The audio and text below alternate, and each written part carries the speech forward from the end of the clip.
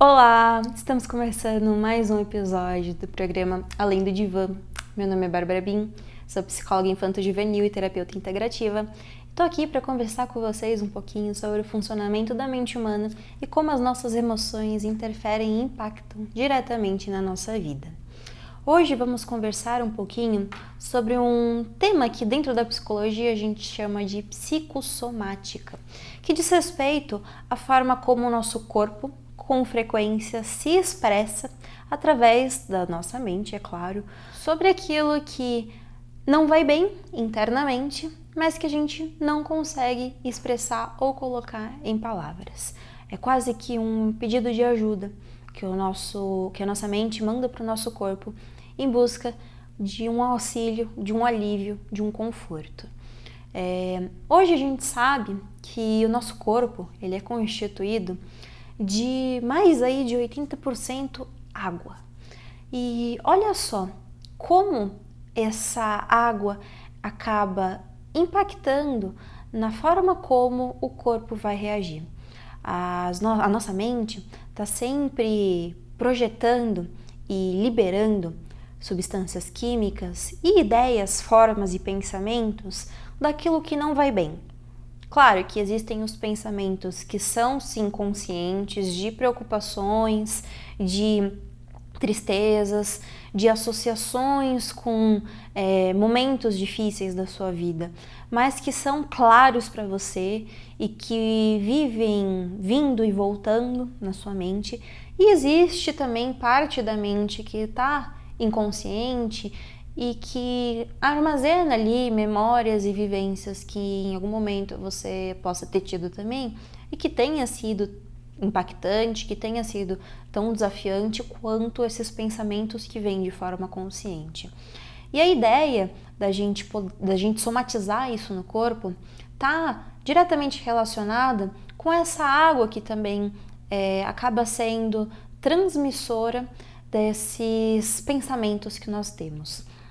Existe uma pesquisa feita, que é antiga, que se chama Cristais d'Água, produzida por um oriental chamado Masaru Emoto. O que essa pesquisa ali pode trazer de importância aqui pra gente? Ele, em determinado momento, conseguiu colocar água exposta a diferentes palavras. Palavras que estavam ligadas e associadas com energias que sejam, que fossem interessantes, então leveza, paz, tranquilidade, saúde, e palavras daquelas que a gente entende que são um pouquinho mais destrutivas para a nossa vida, como por exemplo, guerra, ódio, e ele colocou lá também algumas das emoções que a gente vivencia enquanto seres humanos, como tristeza, depressão, ansiedade. Tudo isso é exposto diretamente na água. Então ele pegou lá uma vasilha de água, colocou etiquetado a palavra diretamente em contato com aquela água e deixou a água ali exposta àquela vibração por determinado tempo. Essa água então foi congelada e depois de um tempo ele retirou uma partícula daquela água e foi colocar no microscópio para observar como é que aquele cristal ficou. E em determinadas palavras, os cristais aparentaram estarem muito mais assimétricos, claros e bonitos esteticamente, enquanto outras palavras ficaram deformadas, ficaram escuras, ficaram densas.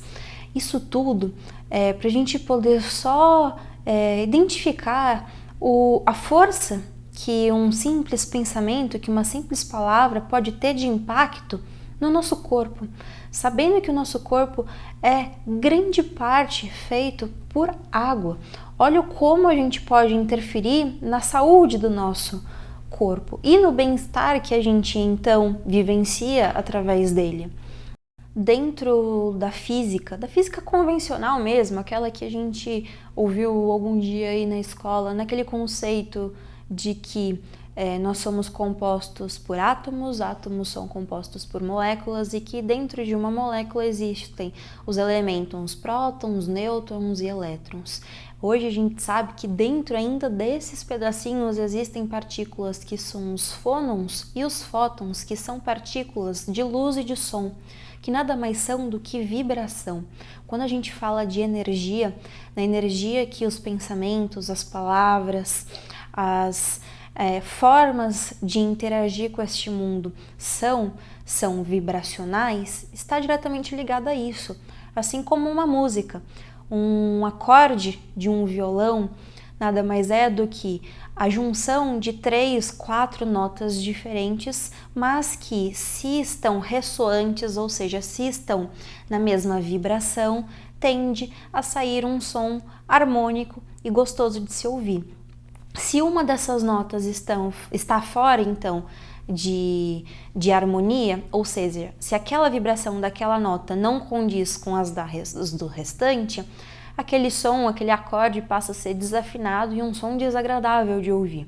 A mesma coisa acontece com o nosso corpo e com as nossas interações. É como se fosse uma grande orquestra. A gente tende a estar mais afinado e mais ajustado à medida que as nossas vibrações oscilam em frequências que são harmônicas para a nossa vida. Então, quando um pensamento distoante, um pensamento que não seja agradável, né, que vem e volta toda hora, que te coloca nessa condição de se sentir mal, de se sentir angustiado, costuma persistir na sua vida e em você, isso consequentemente vai estar ressoando para o corpo e sintonizando nessas moléculas de água esse tipo de sensação. E é nisso que ele vai acabar se transformando. E aí é por consequência disso que a gente acaba por desenvolver algumas doenças físicas. O corpo nada mais está do que pedindo ajuda, pedindo socorro, para que a gente consiga transmutar algo que está acontecendo aqui. E já que a gente não consegue fazer isso só aqui, e isso está sendo tão forte pra gente, a gente acaba colocando isso no corpo para que a gente vá então em busca de um auxílio, de uma ajuda. A arte dessa psicologia integrativa está nesse lugar de poder olhar para o todo. Nunca é só a mente, nunca é só a saúde física com o corpo, nunca é só as nossas relações, é o conjunto do todo. Mas isso sim, com frequência, o início de qualquer coisa que acontece, seja aqui no nosso corpo ou seja fora, começa aqui, começa na nossa mente. Isso sim, porque os nossos pensamentos criam a nossa realidade. As nossas crenças, os nossos pontos de vista acabam por criar aquilo que a gente vai estar vivenciando, aquilo que a gente vai estar exteriorizando. E a gente esqueceu, ou vou até um passo além, a gente não aprendeu a entrar em contato com o nosso corpo, a entrar em contato com o nosso corpo de uma forma efetiva, de uma forma contributiva. Por quê? Porque a gente negligencia o cuidado do nosso corpo. A gente, com a rotina frenética da vida, a gente tende a olhar para a nossa condição fisiológica e como sendo uma das últimas coisas que a gente vai. Esse autocarinho, esse autocuidado, e eu tô falando do corpo mesmo. Com que frequência você se olha no espelho, você se olha nos olhos, você entra em contato consigo mesmo, ao invés de só simplesmente tá vivendo suscetível às condições da vida e sem se importar com como é que o corpo tá sentindo. Como nesse exato momento. Enquanto eu não falar isso pra você, possivelmente você não estaria prestando atenção, mas olha só, eu vou comentar agora. Como é que o seu corpo está sentindo o assento no qual você está? Ou a sola dos pés tocando o chão se você estiver de pé? Enquanto eu não pergunto para você, você não leva a atenção para a parte do corpo que está tocando, uma potencial aí, cadeira, assento, ou você não leva atenção para a sola dos pés para identificar que sim, você está no chão, você está firme aqui, você não está voando. Este é um contato básico, que eu digo que a gente não aprendeu a desenvolver, a ter, e até para reconhecer o que se torna confortável ou não. nossa, agora que você falou, eu comecei a perceber, realmente, esse assento tá ruim, eu tô com dor nas costas, não tá agradável, ou então eu tô com muito peso, olha como meu pé eu tô enrijecida, eu não tô pisando no chão com conforto, não tô pisando no chão levemente, ou então eu estou tensa com alguma situação. Este contato, sendo perdido ou nunca existido, acaba fazendo com que a gente ainda se distancie mais deste propósito, que é identificar potenciais situações internas para a gente poder trabalhar. Quando você está mais em contato com o seu corpo, se só a mente não consegue fazer o seu trabalho por si só e ela acaba mandando indicativos para o corpo, à medida que esse corpo percebe, então, uma dor nas costas, um desconforto, um enjoo, uma taquicardia, um suor, ele passa a ser um recurso para que você olhe para si mesmo, olhe para dentro e avalie. Acho que alguma coisa não está bem. Vou investigar para buscar melhorar neste ponto, então. Um exercício que eu proponho que você faça para então ter um pouquinho mais de contato com o seu corpo e reconhecer que ele está aqui para poder te auxiliar nessa jornada, é uma coisa que talvez possa estar até um pouco clichê no dia de hoje, mas que sim, faz muito sentido se feito com consciência, que é prestar atenção na nossa respiração. Pega um momento do dia aí, talvez ao acordar ou antes de dormir, coloca o seu celular para contar 2 minutos e fica 2 minutinhos ali somente num processo de respiração que eu chamo de respiração consciente. Por quê? Porque isso vai estar te trazendo para o momento presente e para o contato para o seu corpo, que é o seguinte: à medida que você inspira e inala o ar, você fala para si mesmo, dentro. E à medida que você solta o ar e inala o ar, coloca o ar para fora, você fala fora, internamente para si mesmo.